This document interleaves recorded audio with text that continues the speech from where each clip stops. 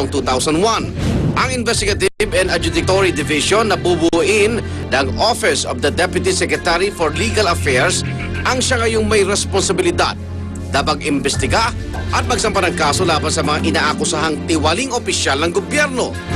Ang hakbang na ito ng kasalukuyang administrasyon ay upang magamit ng tama ang pondo ng pamahalaan dahil nauulit lamang daw nito ang trabaho ng ibang ahensya ng gobyerno. Samantala, inutusan naman ang Department of Budget and Management na maglabas ng pondo para sa benepisyo ng mga apektadong empleyado. Yan ang ating mainit na tatalakayin ngayon. Para po sa ating talakayan, narito si Atty. Ronaldo Heron, Assistant Executive Secretary for Legal Affairs. Good morning po, Atty. Heron. Ayan. Okay, baka naman ma-intriga pa, parang politika na naman yung PAGSI binuwag, tapos sino na ngayon ang bantay natin sa mga katiwalian sa gobyerno? Inilipat po ito sa office ninyo, ganun po ba? Opo. Okay, so wala nang PAGSI? Wala nang PAGSI. Bakit to inalis yung PAGSI? Hindi ba siya naging effective during the Arroyo administration, yung mga malalaking isda raw? Meron naman nagawa. Okay. Dahil, in fact, nakapagtanggal yung PAGSI ng 75 na presidential appointees, 130 plus yung na-discipline. Nakita lang namin nung pag-upo na meron double up yung functions. Yung Office of Legal Affairs, sila rin ang tumutulong sa adjudication function ng PAGSI. Tapos, so, ibig sabihin, doble trabaho, doble gastos. Doble ang gastos dahil sariling bureaucrasyang minemaintain. Okay. Ngayon, nung madesisyon na niyan, alisin na yung PAGSI, total naman yan, lahat ng empleyado ay contractual. Okay. Ngayon, if inold in yan doon sa legal affairs ngayon. Ilang empleyado po meron? May natitira kaming 18 na lang. So wala nang trabaho ngayon yun?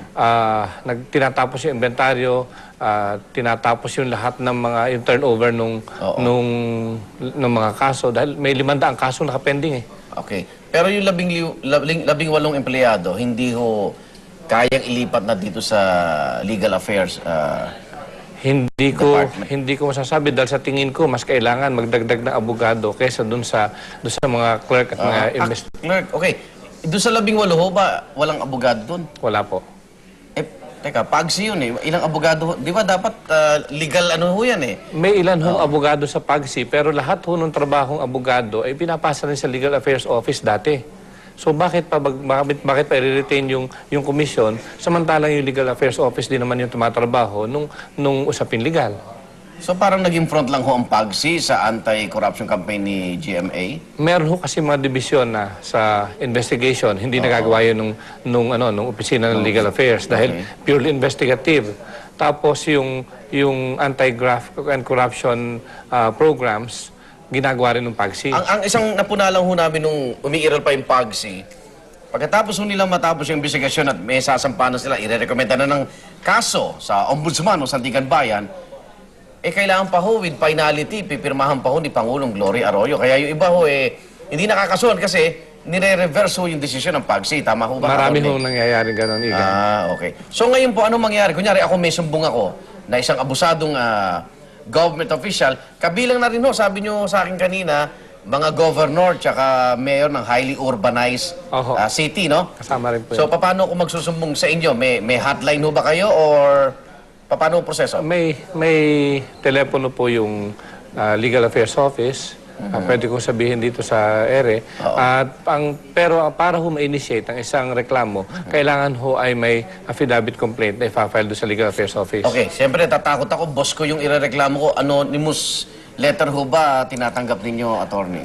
Hindi po namin tinatanggap yung anonymous letter. Pero yun hong na maging basehan ho ng isa mismong formal charge. Mapapagsimulan, no? Pero pwede hong pagsimulan yun ng isa hong investigasyon na gagawin ho ng Legal Affairs Office. Okay. Hindi ho ba doble din ang trabaho ng Legal Affairs Office sa Ombudsman tsaka Sandigan Bayan? Hindi naman po. Dahil administrative cases po talaga. May disciplinary authority talaga po ang presidente. Okay. Ilan ho yung pending na iniwan ng PAGSI? 500 po. So ito under review ngayon sa opisina ninyo? Unti-unti na po ngayon inililipat. Okay. May mga malalaking pangalan ho ba kayo nakita ron?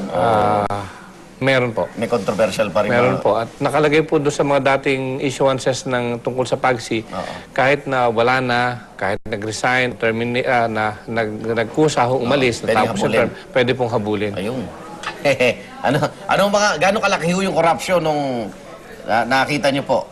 Hindi pa namin makita yung entire... Ba't di na-actionan agad?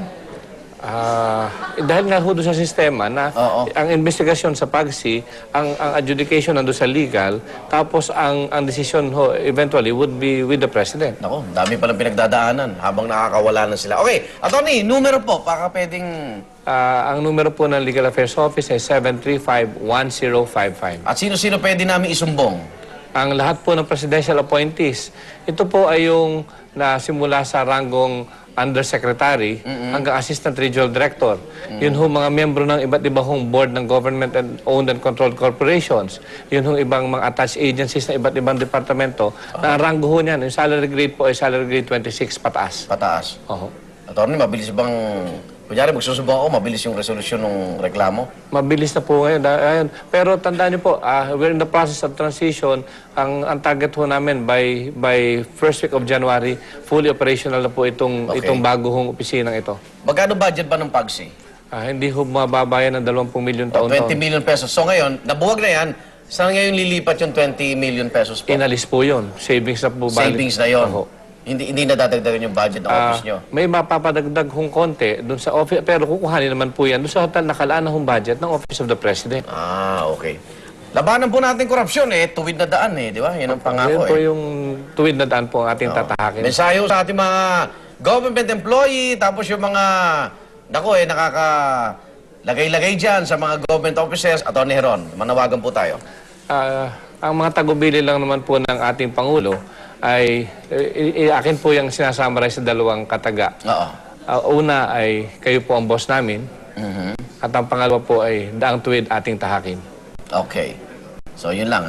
Siyempre, ang kampanya ng korupsyon, kung walang tulong ang mamamayan, hindi magiging epektibo po. Hindi po. Nasa sa inyo po lahat. Nasa sa mamamayan po, manggagaling ang reklamo, ang puna, at kami naman po ay action ng gildian. Okay, maraming salamat at good luck po Salamat po. sa inyong kampanya sa korupsyon. Atty. Ronaldo Heron, Assistant Executive Secretary for Legal Affairs. Yan po ating talakayan at magbabalik ang unang hirit. Sa unang hirit, ang saya-saya. Sa unang hirit, unang hirit, unang